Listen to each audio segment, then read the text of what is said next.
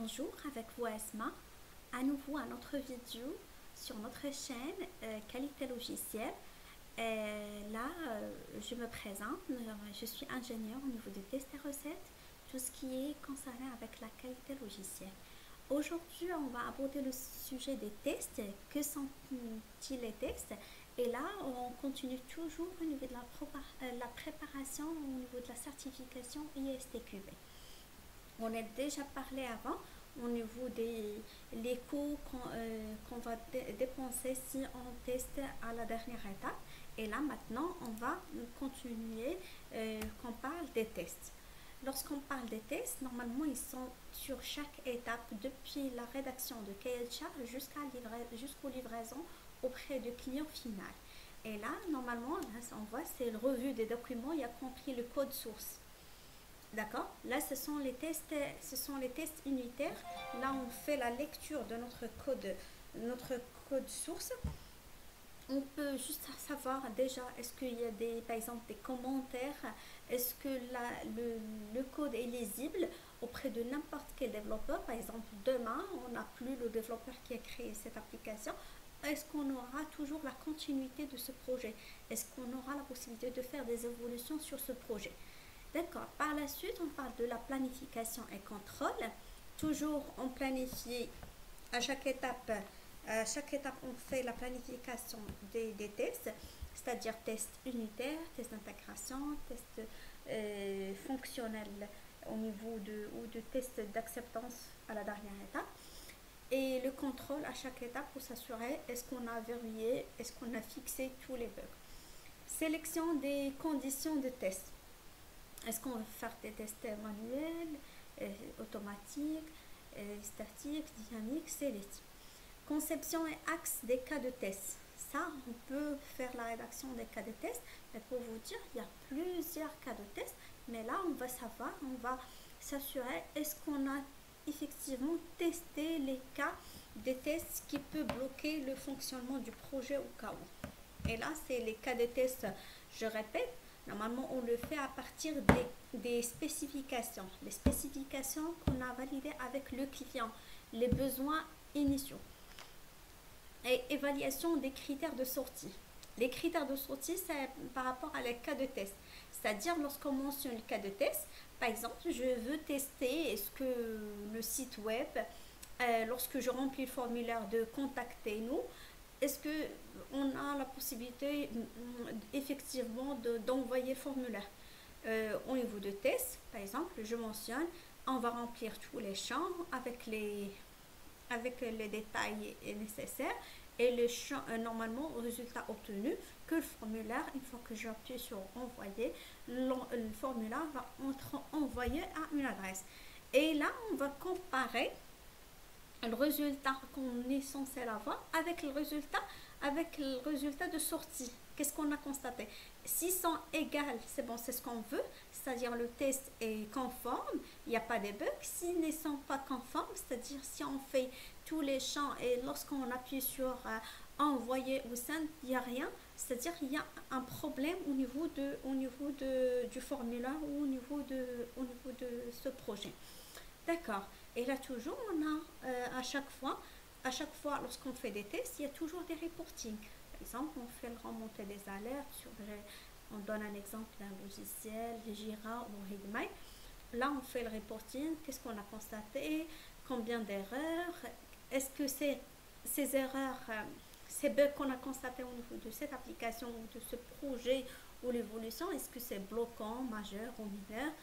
Et c'est pour cela il y aura toujours un reporting pour avoir une visibilité. Et là, par la suite, c'est l'exécution des activités de clôture de test à la fin d'une phase. À chaque phase, on fait la clôture des tests pour savoir, c'est bon, on a fait le reporting, on a fait les tests, on a eu le résultat, on a comparé le résultat avec ce qu'on doit avoir, on a fait le reporting et c'est bon, on a l'exécution des activités de clôture de test à la fin de cette phase. D'accord. Que sont les tests toujours? Les objectifs de test ne sont pas toujours les mêmes. D'accord? Effectivement, à chaque étape, on a des objectifs. Et il y a 4 objectifs qui s'appliquent. Les 4 objectifs phares, pardon, c'est de trouver les défauts, acquérir de la confiance. D'accord? Déjà, c'est trouver les défauts pour les fixer et les corriger. Et acquérir de la confiance, effectivement, on doit livrer un projet qui fonctionne et pour avoir la confiance au niveau du client, l'utilisateur final. Et fournir de l'information utile aux prises de décision. Effectivement, normalement, au niveau des tests de validation ou d'acceptation du livraison, on doit avoir effectivement ce qui est censé fonctionner, ce qui fonctionne toujours. Prévenir des défauts, d'accord? Et normalement, lorsqu'on fait les tests très tôt, on peut savoir qu'il fonctionne ou pas. D'accord. Là, on va prendre tout en détail, trouver des défauts. C'est lors du revue de document. C'est lorsqu'on parle de revue de document, c'est la spécification, c'est le cahier de charge qu'on a rédigé on a validé avec le client.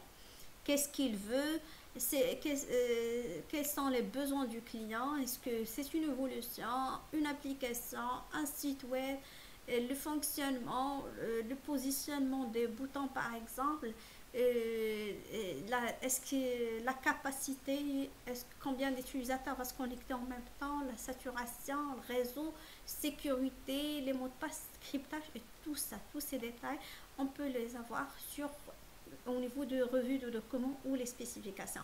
Lors du test des composants, les composants, c'est les tests unitaires, c'est les tests du code. On fait les tests au niveau du code. La première, normalement c'est la lecture du code. Déjà, on fait que la lecture du code pour savoir est-ce que effectivement le code est lisible. Peu importe le développeur, il a la possibilité de continuer. C'est pour s'assurer aussi la continuité de projet. On ne sait jamais est-ce que le développeur va travailler toujours sur le même projet ou pas. C'est pour cela, pour qu'on donne à d'autres personnes qu'ils travaillent avec un code lisible. Acquérir de la confiance lors de l'acquisition du composant, effectivement, lors du test de vérification du bon fonctionnement et lors du test d'acceptance aux utilisateurs. D'accord, c'est de la confiance. Normalement, c'est une fois par exemple on fait les tests d'acceptation ou les PV de recettes. Normalement, est-ce que vous avez demandé ce projet, on a fait les tests avec vous, ça fonctionne, c'est bon. Déjà, on a eu une confiance avec le client final et aussi le bon fonctionnement. Le bon fonctionnement du projet, c'est ce qu'on veut. Normalement, moi, le client, j'ai demandé quelque chose. Au final, je dois l'avoir comme j'ai la vision dans ma tête et comme on a rédigé le cahier de charge ensemble. Fournir de l'information utile aux prises de décision lors des tests d'acceptation du livraison à tous les niveaux de test. D'accord? Vous voyez de quoi on parle? À chaque étape de test, on doit donner des informations utiles aux prises de décision. Même aussi, on fait aussi un test à la dernière étape. Et prévenir des défauts lors des tests faits tôt dans le projet, comme du revue de spécification. D'accord? Normalement, on fait la lecture du code, la vérification des composants et tout ça. Et là, on peut savoir est-ce que effectivement, là, est-ce que c'est ce qu'on a fait, est-ce qu'on a demandé, est-ce qu'il fonctionne effectivement comme c'est prévenu. Et c'est pour cela, normalement, il faut toujours prévenir les défauts pour la prochaine étape. On a déjà testé très tôt pour qu'on n'aura pas des anomalies. Et là, normalement, on veut juste se distinguer. Normalement, parce que toujours, il y a, pour les personnes qui font des études au niveau de la qualité logicielle, ils ne font pas la différence. Par exemple, je ne parle pas des personnes qui ont déjà intégré, par exemple, un master au niveau de la qualité logicielle, mais pour les personnes qui veulent intégrer ce marché, normalement, le testeur n'est pas un développeur. Il y a en quelque sorte, on doit avoir la pédagogie, les algorithmes et tout ça. On doit avoir familiarisé avec les outils aussi de développement, la lecture de code et tout ça. Mais on fait, par exemple, si moi je suis testeuse, un testeur, je ne fais pas de développement. Parce que je vais avoir le développeur et là une vision de développement, moi j'ai une vision neutre auprès du projet, c'est-à-dire entre le client et entre le développeur. Je dois tester. C'est comme je suis le client final et aussi c'est comme j'ai la possibilité d'interpréter et de mentionner tous ces détails au développeur. D'accord? Je reste toujours en communication auprès du développeur. D'accord? Vous voyez, le développeur, il fait le code initial. D'accord? Ça, c'est le développeur. Par la suite, moi, je teste le produit, des rapports des incidents. Je teste, je fais le test et je produis des rapports d'incidents. Je remonte par exemple le problème que j'ai constaté sur Jira. Je mentionne tel ou tel test. Le résultat que je dois avoir n'est pas semblable à ce que j'ai eu. Et là, je le remonte à l'équipe développement. D'accord? L'équipe, toujours, c'est le développeur qui va fixer le bug, analyse et corrige les défauts. D'accord? Et parfois, ils mentionnent, par exemple, on aura toujours des échanges mails, et parfois ils mentionnent qu'ils n'ont pas la possibilité de modifier, puisque cette modification peut comporter, là je parle des évolutions, ça peut impacter l'application initiale, mais on reste toujours, par exemple, à l'impact du bug, est-ce que c'est bloquant, majeur ou mineur. Là, si on constate qu'il n'y aura pas d'impact, on peut la modifier ou le laisser à une autre évolution.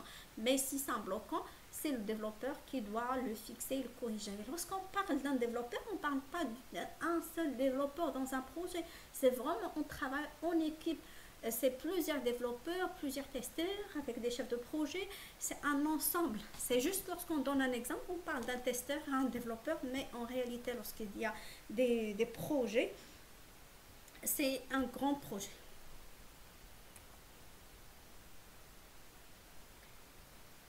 Là, je vous remercie beaucoup pour